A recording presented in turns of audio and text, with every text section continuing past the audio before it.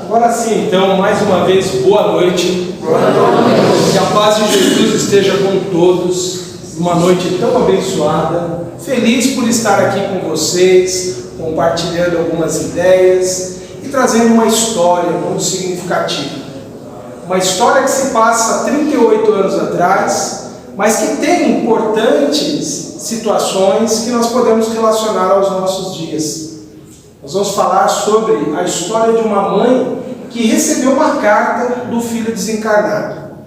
Felizmente, na doutrina espírita, nós aprendemos que é possível aqueles que já partiram se comunicar através da psicografia, às vezes até da psicofonia, e falar como eles estão, qual é a situação deles. E muitos já estão suficientemente esclarecidos da veracidade desse fenômeno. Tem gente que ainda tem dúvidas sobre psicografia. Será que é do meu familiar mesmo? Porque às vezes os espíritos comunicantes não conseguem, devido à forte emoção que eles são ali tomados, e os médiuns que se propõem essa tarefa, muitas vezes também não conseguem trazer com muitos detalhes tudo aquilo que os espíritos traziam, ou pretendem trazer nessas comunicações. Mas nós temos, felizmente, bons médicos que trazem essas comunicações ainda. Mas eu quero falar de uma psicografia especial, talvez daquele que foi o que mais se destacou no Espiritismo em relação a essa capacidade de trazer comunicações com grandes detalhes, com muitas informações e profundamente esclarecedoras e consoladoras. Foi Chico Xavier, um médium incrível, notável, que sob muitos aspectos, todos nós espíritas devemos muito a ele, pela sua produção mediúnica, mas por ter sido o exemplo daquilo que ele foi instrumento. Não foi ele que ensinou, foram os espíritos, mas ele demonstrou de uma forma tão sábia e tão humilde, que quando nós ouvimos o Chico falando, felizmente hoje nós temos essa tecnologia que permite gravar, nós conseguimos entrar naquele clima das pessoas que puderam estar com o Chico presencialmente, fisicamente ali, e perceberam a grandeza dessa pessoa. E eu quero falar especificamente de uma comunicação que uma mãe recebeu 38 anos atrás. Uma mãe muito desesperada, muito sofrida, porque ela tinha perdido inicialmente um filho. O filho mais velho, em função ali de uma situação de lazer, ele entrou no rio e morreu afogado.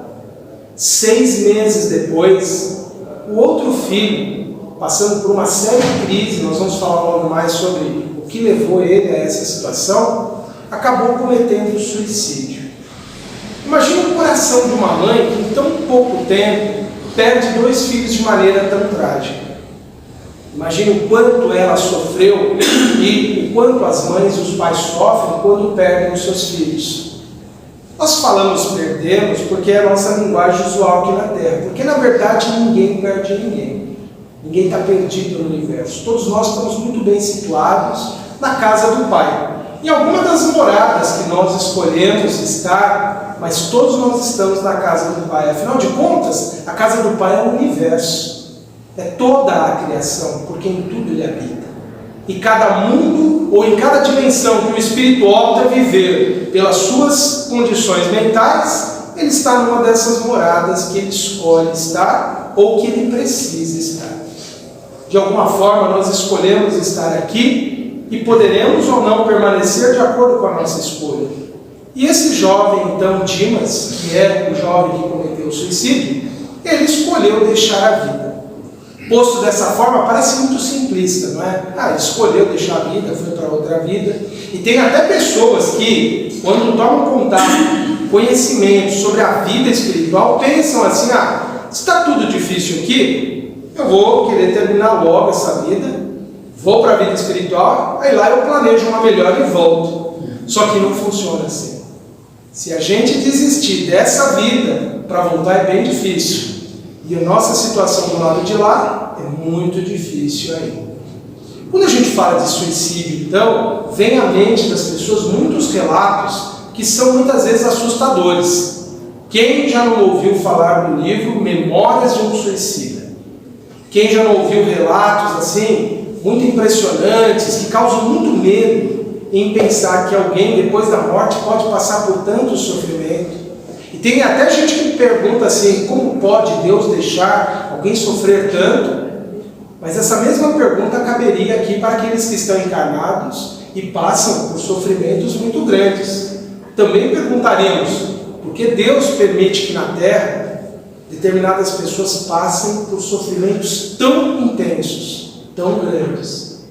Nós sabemos bem pela doutrina espírita o que significa essa permissão de Deus. Nós já aprendemos que cada um passa pelas provas, pelas expiações que são necessárias para a evolução espiritual. E todos nós que já temos algum grau de racionalidade, de conhecimento, nós somos capazes de saber o que é melhor para nós e fazemos escolhas. E devido a algo que é fundamental para a evolução do espírito, o respeito ao livre-arbítrio, Deus permite que estejamos aonde nos colocarmos. Então, de certa forma, a vida que nós temos hoje, mesmo que a gente não goste muito, mesmo que a gente ache que não é muito justa as condições, mesmo que a gente considere que falhou alguma coisa, seja no âmbito social, seja na nossa família, o que for que nós vamos encontrar como justificativa, nós estamos onde nos colocamos na nossa evolução. Poderíamos estar melhor, poderíamos estar pior, mas chegamos a um ponto que nos cabe, que nos compete, que é o resultado daquilo que nós já fomos até o presente. Nunca esquecendo que nós temos toda uma vida anterior à presente vida, que se divide em inúmeras reencarnações. Todos nós tivemos. Eu não lembro, graças a Deus, gente.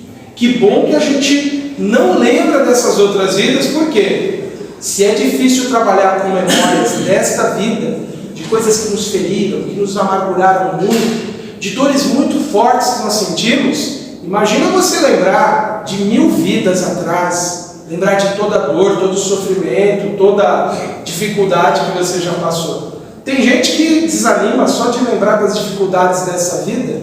Imagina se a gente tem condições de lembrar tudo. Mas já falamos até disso em outras épocas. O porquê que esquecemos é por uma necessidade. Um dia nós estaremos suficientemente aptos a lembrar de tudo que se passou. E seremos então espíritos capazes de lidar com todas essas memórias, todas essas lembranças, todas essas emoções que aflorarão no futuro. Mas até lá nós temos que estar preparados. Mas vamos voltar para a história do Dimas, que é a história que realmente nos importa hoje. O Dimas estava passando por uma fase muito difícil na vida dele. E ele relata isso na psicografia que ele tinha transmitido para a mãe. Ela, uma mulher muito lutadora, que tinha acabado de criar os filhos sozinha, porque o pai tinha falecido, tinha desencarnado, e ela ficou com 3 filhos. Uma mulher muito valente conseguiu educá-los, encaminhá-los, torná-los homens de bem, profissionais. Só que o filho mais velho desencarnando, e Dimas, o filho do meio, passando por alguns problemas que nós já vamos ver através do próprio relato dele na psicografia, ele entrou num estado tal que acabou culminando com o suicídio, com a aniquilação da própria vida por ele mesmo. E ele vai experimentar essas condições. A história do Dimas nos mostra que a história dos suicidas no mundo espiritual não é igual para todos. Por isso que a gente não pode tomar como parâmetro para avaliar a condição dos suicidas que todos seguirão aquela trajetória do livro Memórias de um Suicida. Afinal de contas, lá é a memória de um suicida. Quer dizer que não é tão ruim assim o suicídio? Sim, ele continua, gente, sendo um ato muito grave, muito preocupante. Sobretudo porque nós estamos passando numa fase em que centenas de milhares de pessoas hoje cogitam o suicídio. Nem vou trazer estatística para nós hoje, mas se nós formos ver, tem um certo número de pessoas a cada minuto dessa palestra, no mundo todo, que está cometendo atos de suicídio. Estão procurando a morte. E muitos conseguindo. Então é um problema bastante grave e tem muito a ver com todo esse processo de transição planetária que nós estamos vivendo. Só que como a gente vê, vamos ver logo mais, o problema que hoje leva as pessoas ao suicídio não é algo novo na história da humanidade. Apenas se intensificaram as tentativas e as pessoas que conseguiram dar término à vida. Apenas o número tem aumentado, mas as causas continuam sendo as mesmas. Vamos começar então acompanhando esse relato que foi extraído de uma das psicografias que a mãe do Dimas recebeu através de Chico Xavier. Aliás, foi a primeira psicografia que foi dada lá no dia 7 de setembro de 1984. O Dimas tinha 26 anos quando ele cometeu o suicídio e mais ou menos 6 meses depois ele esteve junto à mãe ali, através do médico Chico Xavier, explicando as razões, o porquê que ele tinha procurado a morte. E aí nós vamos ver quais são os fatores que levam uma pessoa a procurar a morte e muitas vezes conseguir. Olha o que o Dimas diz em certo trecho. Tinha um monte de desculpas dentro de mim. Saudades de meu irmão Domingos, foi o irmão que tinha falecido um tempo antes. As dificuldades da vida. Dimas tinha perdido o emprego, ele estava desempregado, então ele estava ali enfrentando problemas. Era recém-casado, estava ali lutando para se estabelecer, manter uma vida, uma rotina. E a luta constante por melhorar. O Dimas estava vivendo, então, um quadro de depressão, que é uma das doenças mais comuns em nossos dias.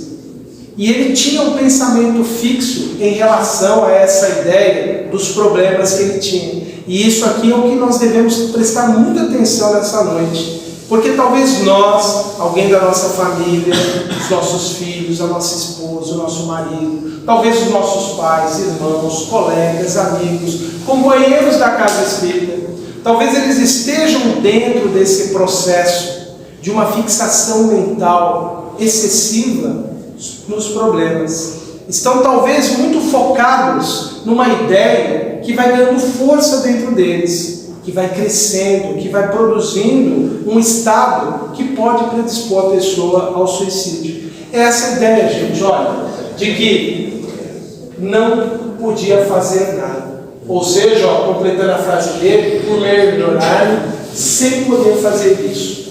O Dimas, ele acabou acreditando que a vida dele, na situação em que ele se encontrava, o sofrimento que ele estava passando, não tinha solução. Ele passa a desenvolver essa ideia e nós hoje temos muitas informações no campo da neurociência, muitas informações no campo da psicologia, muitas informações nessa área imensa que as pesquisas em torno do funcionamento do cérebro humano permitem chegarmos a uma conclusão. Ideias que nós cultivamos insistentemente, pensamentos que nós vamos sistematicamente reforçando dentro de nós, eles vão ganhando força e eles passam a nos conduzir. É como se a gente dividisse a nossa vontade.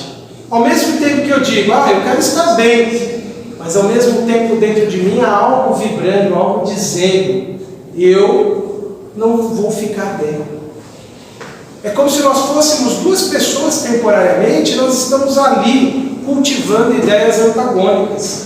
E quanto mais nós alimentamos essa ideia, que o Dimas deixa transparecer na sua psicografia, sem poder melhorar ali a sua condição, ele não conseguia vencer a depressão. Imagine se nos nossos dias, diagnosticar uma pessoa com depressão, tratar essa pessoa é um grande desafio. Imagine há 38 anos atrás, se era fácil identificar uma pessoa com depressão. Se era fácil entender que na bioquímica do cérebro dessa pessoa há alterações que estão levando determinados pensamentos a se tornarem recorrentes, pensamentos repetitivos. E aí alguém perguntaria, mas entendeu, o espírito não é independente da matéria? Não é o espírito que pensa, que sente? Só que quando nós estamos encarnados, nós estamos submetidos à nossa condição física. Por isso que os espíritos do século XIX, quando se comunicaram, em alguns momentos se referiram ao corpo como tirano do espírito. Ou seja, o corpo nos impõe limitações como espíritos.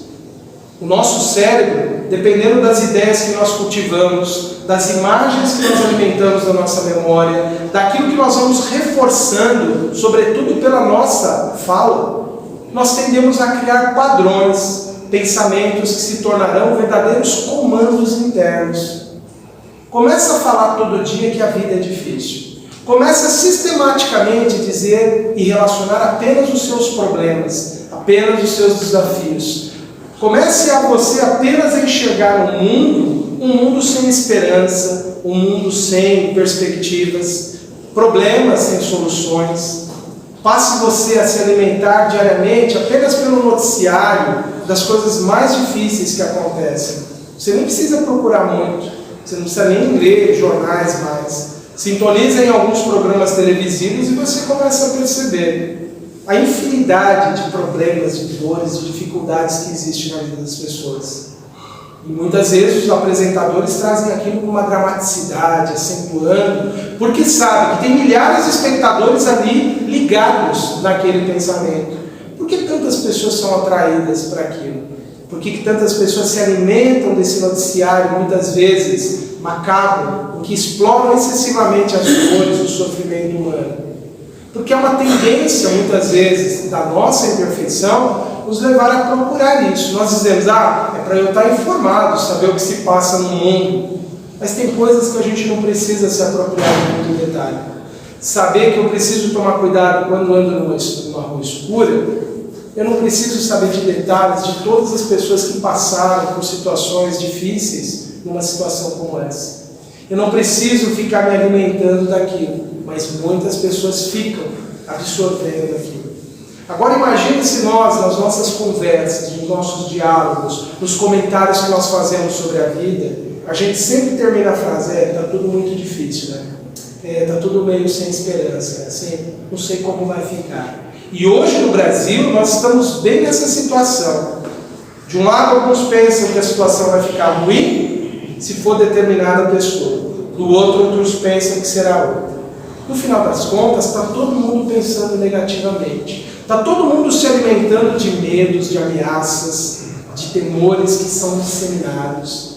Todos vão gradualmente absorvendo sempre uma perspectiva de que tudo sempre vai ficar difícil, tudo vai ficar complicado. A gente ouve os relatos daquilo que se passa em outros países, uma guerra que não tem solução aparente na Ucrânia, a ascensão, de uma potência que parece que vai dominar o mundo. Tudo isso, gente, vai criando em nós uma expectativa muito negativa em relação à vida. Aí muitas vezes a gente aqui mesmo, na casa espírita, sem maior reflexão, fala: estamos na transição planetária, no período do ranger de dentes, há muito sofrimento, há muita dor. E aí a gente reforça esses medos, reforça essa insegurança. Pessoas que não estão suficientemente preparadas absorvem essas notícias de uma tal forma e elas passam a transferir isso para a sua própria vida pessoal. Porque imagina um indivíduo que está desempregado, devendo para o cunhado, para a sogra, devendo para o banco, para o dono da casa onde ele mora, devendo no armazém. Imagina um indivíduo que está doente, com uma doença de difícil tratamento, ou entre aspas, incurável. Um indivíduo ou uma pessoa, um ser humano, um irmão nosso, até mesmo nós, que fomos profundamente golpeados na nossa confiança, que já não acreditamos mais nas pessoas. Imagina essa pessoa absorvendo tantas coisas negativas, tanta falta de esperança. Agora imagina um jovem, gente, alguém que está começando a vida, ouvindo de nós que já vivemos muito, dizendo: a vida é difícil mesmo, a vida é só dor, só luta, é só trabalho, é só problema, é só dificuldade.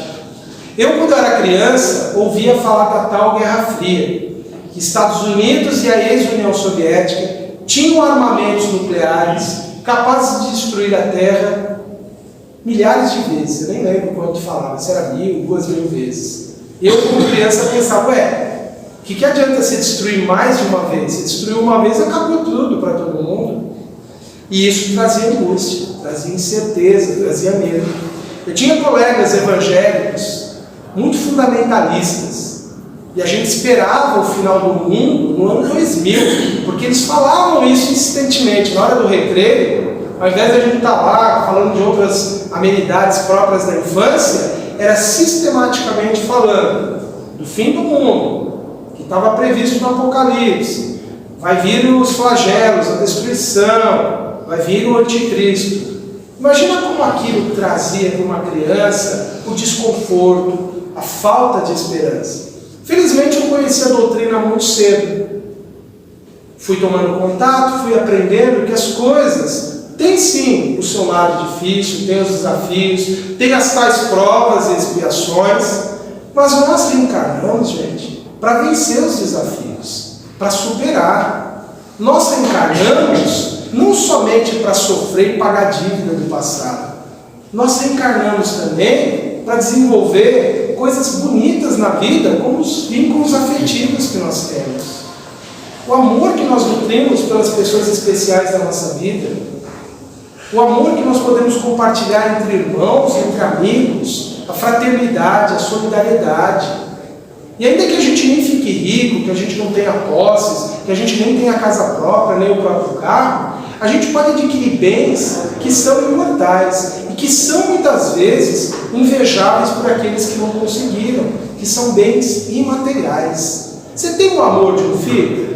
Você tem o amor de um animal de estimação? Você tem o amor da sua mãe e do seu pai? Você é capaz de ser recíproco a esses amores? Você é muito abençoado e muito rico. Só que isso a gente não costuma dar muito valor. A gente tende a não reforçar positivamente em nós essa ideia de que nós somos muito abençoados por sermos amados e por amarmos alguém. Porque nós só focamos nas dificuldades e nos problemas.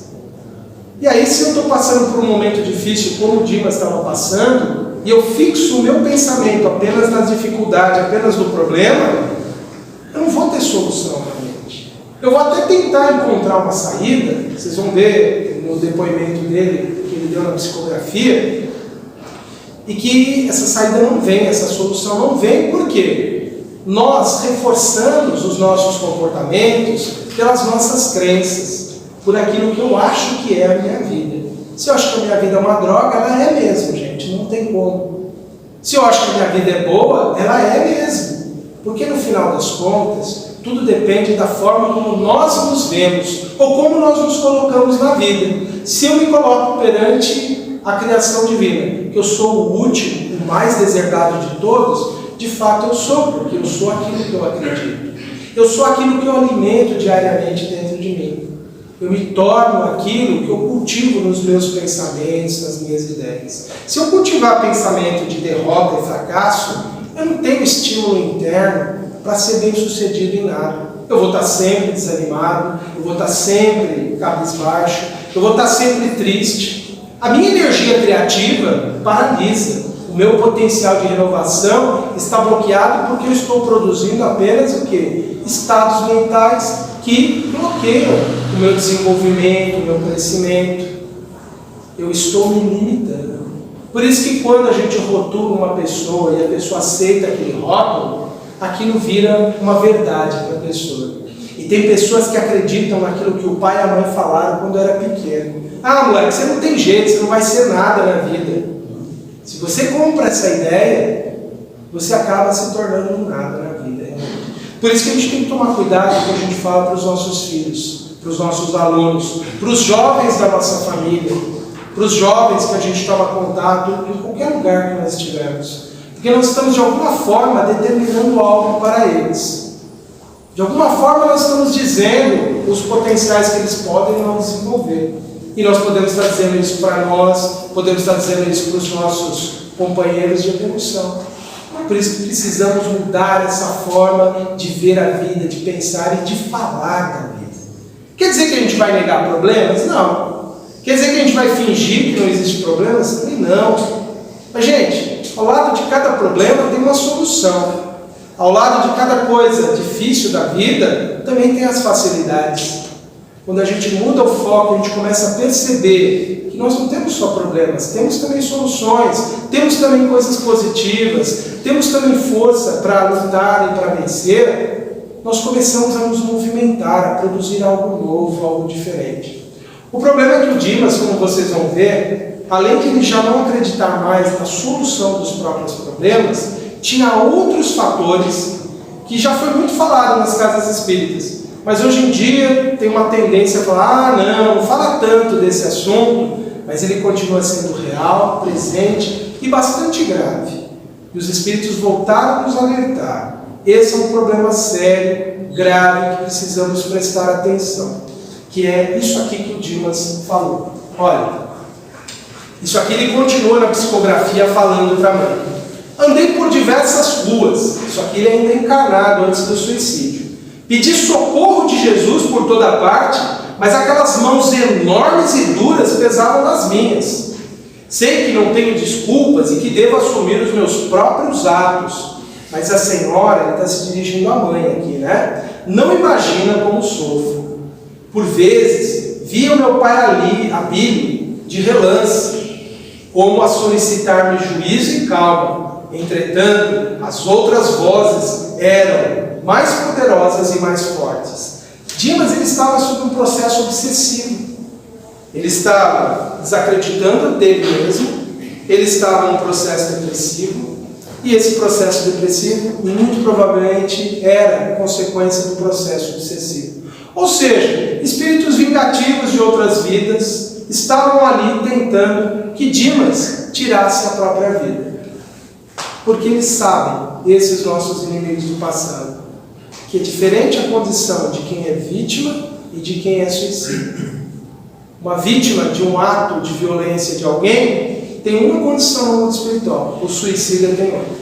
A do suicida é um pouco mais complicado, porque é ele próprio que tirou a vida.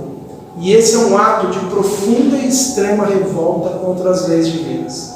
Se há algo blasfemo que a gente pode fazer, é atentar contra a vida humana, seja do nosso irmão ou a nós. As pessoas ficam achando que blasfêmia é brincar com o nome de Deus, é falar tal coisa, é fazer uma imagem para representar Deus. Para Deus isso tudo é infantilidade, isso não é nada. Blasfêmia mesmo contra Deus, gente. Se voltar contra Deus é se voltar contra um dos nossos irmãos ou contra a gente mesmo. Fazer o mal para uma pessoa é o ato mais blasfematório, mais absurdo que o ser humano pode fazer. Sabe por quê? Você está interferindo na criação divina de uma forma totalmente egoísta. Você está tirando a vida que ele deu a alguém. Você está tirando a sua vida. Então esse é o ato de maior profunda revolta que o ser humano pode ter, atentar contra a vida humana. Mas então o Dimas, ele, instigado pelos obsessores, ele busca a morte. Ele fala nessa figura aqui de linguagem, olha, mãos enormes e duras pesavam nas minhas. Ele se sentia profundamente coagido. Será que isso se estabelece assim de uma hora para outra? Agora se instala uma obsessão dessa? Não, gente. Isso é processo, isso é ligação gradual que eles vão. Sabe aqueles momentos que a gente permite alguns estados emocionais, como uma raiva contínua? Sentir raiva, ocasionalmente, gente, é natural, todo mundo sente. Ficar alimentando ela é outra coisa. Ficar inconformado com uma perda é natural na nossa condição evolutiva. Ficar alimentando essa inconformação o tempo todo é outra situação. A gente falar alguma coisa indevida para um irmão, falar de uma forma grosseira, usando uma palavra de baixo calão, não é o ideal. Mas, para espíritos em evolução, na condição da Terra, acontece. Mas você virar aquilo numa rixa, numa revolta, numa briga contínua com aquela pessoa, isso é outra coisa. Percebe que quando a gente tem um estado desses infelizes, um comportamento que não é dentro daquilo que a gente aprendeu que não é o certo, aconteceu. Vamos nos perdoar e vamos nos vigiar para não acontecer mais. Mas ficar conservando aquilo, alimentando aquilo diariamente. E tem gente que fica rememorando mágoas, melindres, ressentimentos, e fica cultivando aquilo. O que acontece com uma planta bem adubada? O que acontece com um animal que é bem cuidado? Não cresce, não engorda, não toma proporção? É isso. Esses estados mentais, essas emoções, esses sentimentos conturbados, quanto mais a gente alimentar, mais aquilo cresce dentro de nós. E é ali que os espíritos se conectam com a gente. Sabe quando a gente é lesado e alguém tira algo que era por direito nosso e aquilo a gente perde e dá uma raiva instantânea, dá uma indignação, uma revolta momentânea. Mas imagine você relembrando a pessoa te tirando aquilo, semana após semana, dia após dia, mês após mês. Imagina você todos os dias lembrando desse problema. Imagina que aquilo vira um desses padrões mentais que vai nos levar a viver a vida sempre como alguém que está perdendo todos os dias e não só naquele dia passado. E é ali, nessa repetição das nossas emoções conturbadas, dos nossos sentimentos inferiores, das nossas reflexões amargas sobre a vida, é essa repetição contínua que nos leva a nos conectar com esses adversários. Sabe por quê? Você está num padrão mental inferior, imperfeito, que conecta com mentes igualmente inferiores e perfeitas. Estabelece essa sintonia, eles nos alimentam. Você já viu aquelas pessoas que ficam conversando com seus adversários, com seus inimigos, ficam ali remoendo? Eles estão muitas vezes mentalmente num diálogo com esses obsessores. Muito provavelmente, o Dimas não traz esse detalhamento, mas muito provavelmente, aquele pensamento que ele tinha aqui, que ele trouxe aqui, sem poder fazer nada para se melhorar, sem poder vencer as dificuldades, era uma repetição contínua desses pensamentos que ele tinha com esse obsessor. A perda do irmão, porque ele imaginava a morte de uma pessoa uma perda. Então a gente já sabe, quando alguém desencarna, ninguém está perdido. Ninguém se perdeu depois da morte. Nós estamos ligados nessas pessoas inevitavelmente e infinitamente. Sua mãe e seu pai que já passaram para outra vida, o seu filho, a sua esposa, o seu marido, qualquer pessoa, até aqueles que a gente não gostava muito, a gente continua ligado a essas pessoas. Sabe por quê? Vamos ter que voltar no futuro para aprender a amar essas pessoas. Não tem como, gente, a gente se desligar de ninguém. Então ninguém perde ninguém. Mas o Dimas não tinha essa compreensão. E é por isso que ele começa nesse processo. Junto a outras dificuldades, a vida se torna insuportável para ele. É aí que os obsessores começam a instigar o pensamento. Termina tudo, acaba com tudo. Já tiveram pensamentos suicidas em alguma vez que você está assistindo um filme e você vê alguém que está numa situação sem saída, e se ele for pego pelos adversários ele vai sofrer muito? Já te passou um pensamento assim, olha, seria melhor se ele tirasse a própria vida, porque se ele cair na mão dos inimigos, ele vai sofrer muito mais. Esse é um pensamento que revela como nós encaramos a vida. Às vezes faz sentido esses filmes que nos trazem essas situações tão dramáticas, tão conflituosas, porque despertam emoções que revelam, de certa forma, o que nós somos capazes de pensar e sentir. Não obrigatoriamente o que somos capazes de fazer, mas o que nós temos predisposição. E aí nós vamos alimentando, nós vamos cultivando essa ideia e nós vamos absorvendo isso. E isso se torna para nós uma verdade que passa a conduzir a nossa vida. Ideias que nós vamos alimentando sistematicamente, os conceitos que nós vamos fazendo da vida, né? É melhor você morrer do que você enfrentar a luta. É melhor você morrer do que ter que enfrentar um processo judicial. É melhor você morrer do que ter perdido num confisco de bens centenas de milhares de cruzeiros que estavam no banco. Lembram disso? Quantas pessoas cometeram suicídio porque se viram da noite para o dia sem o dinheiro, sem perspectiva próxima de resgatá-lo. Por que muitas pessoas pensaram, olha, não vou suportar ver minha família privada de tudo, não vou aguentar essa vida de pobreza, vou desistir. Na verdade, eram pessoas que já tinham cultivado essa ideia de que entre a pobreza e a morte é melhor a morte. Então perceba que essas ideias, elas nos propiciam a agir de acordo com aquilo que nós cultivamos previamente. E se juntar a ação de mentes vigorosas, como de obsessores, nos instigando, essas ideias tomam força, que depois se tornam essas mãos pesadas que o Dimas fala aqui. E o Dimas vai juntar no processo dele um outro fator que alimentou ainda mais a possibilidade dele cometer o suicídio e acabou sendo um dos fatores que levou.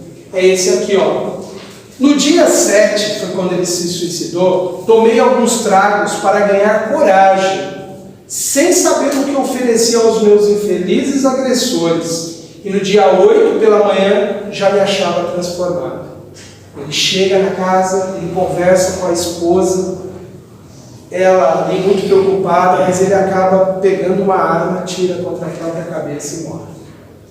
E o Dimas vai para o mundo espiritual, passa por aquelas dificuldades grandes que os suicidas têm, mas o caso dele tinha alguns atenuantes. O processo da doença mental que ele estava sofrendo, a depressão. O processo obsessivo. Por isso que o período dele de refazimento no mundo espiritual é relativamente curto. Por isso que quando nós ouvimos notícias, de uma pessoa que cometeu suicídio, a gente não deve imaginar, ficar especulando, essa pessoa ainda está sofrendo tantos anos depois. Porque para cada pessoa, as condições do mundo espiritual é diferente. Corresponde ao seu estado, sua capacidade de realmente ser responsável pelos seus atos, de realmente saber o que estava fazendo. O Dimas ele passou um período até que relativamente curto no mundo espiritual e logo ele foi assistido, amparado ali pela espiritualidade e ele pôde se comunicar com a mãe. Muito mais por mérito dela, por necessidade dela receber consolações e esclarecimento. E ele faz uma colocação aqui importante para a gente refletir. Ele não pediu o socorro de Jesus? Por que Jesus não atendeu o Dimas ali? Por que na hora que ele pede ali para Jesus, eu preciso de uma solução para a minha vida, está tudo muito difícil, me ajuda. Será que Jesus não ouviu? Será que Jesus deixou ele à mercê dele mesmo? Percebe que muitas vezes a gente pede coisas, mas no fundo a gente não está querendo elas. Porque a gente pede coisas muitas vezes condicionadas. Me disseram que se eu pedir para Jesus, Jesus me ajuda. Então eu vou tentar. Mas eu não estou acreditando de verdade nisso. E há uma outra situação também que a gente precisa levar em conta aqui. Não adianta as coisas na hora do desespero se eu não cultivei antes. Se antes eu não tenho esse hábito da prece, da oração, é óbvio que Jesus sim ouviu as preces do Dimas. É óbvio que espíritos tentaram alertar ele. Ele cita essa situação. Ele, mesmo aqui encarnado, não era médium ostensivo, ele via de relance o pai desencarnado, ele percebia. E quantos de nós que quando passamos por dificuldades, não tivemos ali a presença viva de um familiar muito querido, já desencarnado, junto ali de nós, nos inspirando? Às vezes em sonho, você está passando a maior crise da sua vida, você sonha lá com a sua vozinha, super amorosa, que sempre te cuidou bem. E lá do sonho você lembra, filho, isso vai passar, aguenta filho. Ou você sente a presença amorosa deles. É que muitas vezes a gente está tão focado no problema, está tão focado no mundo exterior, nas ameaças, e a gente não se concentra e não faz aquela prece verdadeiramente sentida e realmente atende aquilo que eles estão nos recomendando. E o que a gente faz? A gente dá muito mais ouvido à influência inferior. O pai estava chamando ele, o Abílio, estava lá de relance, solicitando o juízo calmo. Entretanto, as outras vozes eram mais poderosas e mais fortes. Por quê? Era tudo que ele alimentou. Toda a descrença sobre a capacidade de mudar a própria vida, toda a situação que ele viveu sem um amparo ali, muitas vezes o acompanhamento de alguém que pudesse ajudá-lo, médico, terapeuta, psicólogo, que pudesse ajudá-lo a vencer a depressão. E ele então acaba sendo arrastado por todas essas situações. Observem que ele se torna responsável, embora ele considere que todos esses fatores foram favoráveis ao suicídio. O álcool, os pensamentos, a falta de crença ali nas possibilidades de solução, a interferência dos obsessores, mas ele se coloca como responsável. Porque no fundo, todas essas coisas são alimentadas por nós. Se eu estou passando por um problema e eu resolvo beber, eu estou escolhendo aquele momento. Eu estou fazendo a opção. Pior dia para se beber é quando você teve um dia ruim, gente. É o pior dia para consumir bebida alcoólica. Aliás, a gente deveria abolir da nossa vida. Mas para quem não conseguiu ainda, no dia de tristeza, no dia de amargura, também no dia que você está muito exacerbado, muito festivo, também não é muito legal. Porque o álcool mexe em algumas áreas do nosso cérebro e nós perdemos certos controles. Coisas que a pessoa faz alcoolizada, que sem o efeito do álcool ela fala, não fiz isso aí não sou eu não. Mas depois ela até vê o vídeo e ela fica assustada de ver que ela fez aquilo. Por quê? Porque ele age numa área do nosso cérebro que tem ali os bloqueios, as barreiras para certos comportamentos. Que a gente até é capaz de fazer, mas que a gente também é capaz de saber que já não são convenientes mais.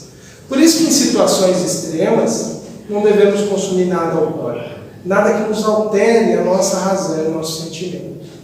Nos momentos difíceis, gente, a gente tem que parar e relaxar de verdade.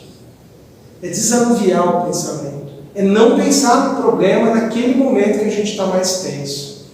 É desligar, é se ausentar daquilo e voltar a pensar nele mais calmo, mais sereno. E isso funciona muito bem. Quem já fez isso no trânsito sabe o que eu estou falando. Tem hora que vem alguém que faz ali uma barbeiragem, nos irrita muito, e a gente pensa, não, deixa eu ir embora, deixa eu me acalmar. Depois você passou o nervoso, você vê, nem era para tanto aquilo, nem precisava ter feito nada, ele foi embora, que bom que foi embora, acabou tudo. Percebe que quando nós estamos emocionalmente abalados por alguma coisa, nós também perdemos a razão, também perdemos a nossa capacidade de julgamento, por quê? Há uma chuva de neurotransmissores do nosso cérebro, entre os nossos neurônios, que altera totalmente a nossa capacidade de pensar. Lembra que nós somos espíritos encarnados submetidos às limitações do corpo físico. Então, nós, no momento de tensão, de raiva, de medo, de nervosismo, nós não devemos tomar decisões cruciais, decisivas, que podem impactar a nossa vida de uma forma definitiva. Temos que pensar e aguardar um momento melhor para agir. Mas se nós permitirmos que os pensamentos se tornem ali contínuos, e a gente não consegue se libertar deles, pensamentos repetitivos de fracasso, de derrotismo, de doença. Muitos obsessores plantam em nós doenças porque eles ficam ali alimentando a ideia de que nós temos que passar por sofrimentos. Eu mereço uma doença, eu mereço um sofrimento. Tem pessoas que muitas vezes nem têm consciência, mas elas são os geradores das doenças que nem precisaria estar passando, porque ela acredita tanto que ela precisa, talvez para chamar a atenção de alguém, despertar o carinho de alguém. São pessoas que carregam muitas vezes conflitos que vêm da infância, porque só recebiam atenção quando estavam doentes. Estava tudo bem, não tinha carinho, não tinha atenção. Adquiriu um padrão de comportamento que ela repete a vida inteira como adulto. Porque ela não percebeu que ela não precisa estar doente para ser amada. Imagina quantas dessas situações nós, por pensamentos infelizes, tristes que nós cultivamos sobre a nossa vida, nós estamos gerando hoje impedimento, doença, obstáculo, dificuldade. Por isso que nós precisamos mudar a forma de encarar a vida, mudar a forma de pensarmos. E isso vai nos trazer uma mudança significativa. E quando a gente perceber que a gente não consegue, que está muito difícil, está assim insuportável, nós temos que pedir ajuda. Nós temos que procurar ajuda. Nós temos que chegar para alguém que esteja em condições de nos orientar, de nos encaminhar. Felizmente hoje a sociedade vem vencendo uma série de preconceitos em relação ao atendimento com psicólogos. Antigamente as pessoas tinham um preconceito imenso, falavam, isso é coisa de louco. Não, gente. É coisa de gente sã procurar um profissional que possa te ajudar a sair daquele estado que você sozinho está saindo. Às vezes a gente não tem acesso a esse serviço. Pois não, Paulo. Boa noite. Queria fazer uma pergunta dentro dessa que você está passando para a gente, né, dessa vivência da gente viver o que a gente planta, né, os nossos pensamentos. Quando uma pessoa chega no fundo do poço, já não tem forças para mais nada, tem possibilidade dela ter uma intervenção, ela não tem mais condições de lutar contra aquilo, por exemplo, o caso que você está passando. Né? Sim. A gente presenciando alguém que a gente gosta, nesse fundo do poço, é isso? Não, a gente mais espiritualmente, assim, a pessoa não tem força nenhuma, né, e eu queria saber se espiritualmente tem alguma intervenção, mesmo sem a pessoa ter força para estar. Tem o tempo todo. Que agiria. Tem o tempo todo. E dependendo da condição da pessoa, vem uma interferência assim muito direta, muito incisiva para realmente tirá-la daquilo. E realmente é. Mas existem situações em que o nosso livre-arbítrio não é desrespeitado. O caso do Dimas, ele chegou ao extremo e ele tinha as condições de ter superado aquilo. Em outros casos, poderia ter tido uma outra intervenção. Por isso que quando nós somos alertados sobre essas questões hoje, e nós podemos interferir, nós estaremos sendo nesse momento um instrumento da espiritualidade. Estou vendo lá que meu irmão não sai do fundo do poço que ele caiu. Está difícil para ele, ele vai fazer uma besteira a qualquer momento. Se eu estou consciente disso, eu vou ajudá-lo com todas as minhas forças. Então eu estou sendo nesse momento essa intervenção do mundo espiritual. De repente uma pessoa que está com um espírito mais elevado, ela recebe já uma mensagem para... Exatamente. Então existe sim essa intervenção. A pessoa que está no fundo do poço, de ela realmente ser tirada dali. Nem todos os casos vão combinar como o dele. Mas qual que é o diferencial? É sempre a condição daquele que é capaz de fazer uma escolha. O Dimas foi muito socorrido. Ele que não era médium, clarividente, viu o pai ali de relance falando: calma, filho. É que ele fez uma outra escolha. Né? Porque ele já estava num processo muito profundo, muito obsessivo. De uma certa forma, gente, todos nós, eu, vocês, todos nós, ao recebermos essa história, já estamos de alguma forma sendo ajudados a prevenir isso em nossas vidas, prevenir na vida das pessoas que nós amamos ou que nós convivemos. Quando a gente percebe que as pessoas estão muito negativas, nós precisamos intervir por elas. Precisamos ajudá-las, falando coisas positivas, mas não como aquele que vai dar a solução, o conselheiro. Porque muitas vezes esse gesto de aproximação, de solidariedade, é um estímulo que a pessoa tem de pensar: poxa, alguém está do meu lado, ele não tem a solução, mas ele está aqui comigo. Ou às vezes a gente tem que ser mais ainda invasivo mesmo. Temos que procurar e levar aquela pessoa a ser ajudada realmente. Temos que fazer algo mais efetivo. Por isso que a gente tem que estar munido de muito boa vontade, de coração aberto, em sintonia com a espiritualidade, porque eles nos guiam, eles nos falam, eles nos intuem. Tá, manda essa postagem aqui para sua amiga. Aqui que eu vou mandar isso. E a pessoa manda, tem a ver direto com a necessidade que a pessoa estava passando. Vai direto ali àquele ponto. Então nós não sabemos o quanto nós podemos ser instrumentos, mas para ser a gente tem que estar na sintonia do bem, do amor, da fraternidade. Porque os espíritos bons vão nos usar nesses momentos para ajudar e para nós sermos ajudados. Agora, voltando àquela ideia, a gente tem que procurar ajuda quando a gente está precisando. Quando a gente percebe que a gente não está bem e sozinho não está saindo, vamos procurar o atendimento fraterno na casa espírita. Muitas vezes a gente não tem acesso a um profissional na área da psicologia ou outros terapeutas, mas o nosso companheiro do atendimento fraterno, aqui na casa chama atendimento fraterno, ele muitas vezes vai ser intuído pela espiritualidade ou pela própria experiência dele e vai compartilhar, vai te falar algumas coisas que vão fazer muito sentido. E quando nós estamos aqui numa reunião espírita, é que nós não podemos ter acesso à grandeza do que se passa aqui nesse momento, gente. A gente não vê esses seres maravilhosos, iluminados, que estão aqui nos cercando agora. Uma vibração intensa de amor, de carinho, de paz. Uma pessoa me contou uma vez que na hora da prece, ele esteve momentaneamente sintonizado com um espírito elevadíssimo que estava presente. Quando ele volta para a realidade dele de encarnado ali, ele não conseguia ter aquela grandeza daqueles seres. E eles estão aqui, ó, todos juntos de nós. Todas as vibrações ruins, difíceis, doenças que podem estar se instalando, tudo aquilo que for possível nos ajudar, gente, eles estão aqui. Então, só de a gente vir semanalmente aqui, nós estamos mudando padrões mentais, mas a nossa dimensão espiritual está sendo renovada, reabastecida. Nós estamos sendo transformados. Então, nós já estamos nesse processo terapêutico. Mas se a gente perceber que está muito difícil, não está vencendo, vamos procurar a ajuda. Não vamos sofrer sozinhos. Não vamos carregar aqui os nossos fardos achando que somente nós vamos estar em condições, porque muitas vezes a gente precisa de mãos fortes que nos ajudem a carregar temporariamente. Então ninguém alimente a ideia de estar sozinho, abandonado no mundo. Nós sempre temos a presença amorosa de Deus em nossa vida. Sempre temos a presença amorosa do anjo da guarda, do Espírito protetor. A nossa família espiritual é grande. Depois, nas outras comunicações, o Dimas cita da bisavó da mãe, do tio, de uma família espiritual desencarnada que estavam ali socorrendo ele, tentando ajudar ele o tempo todo. E todos nós temos essa família. Até quem é órfão nessa vida tem uma família espiritual enorme.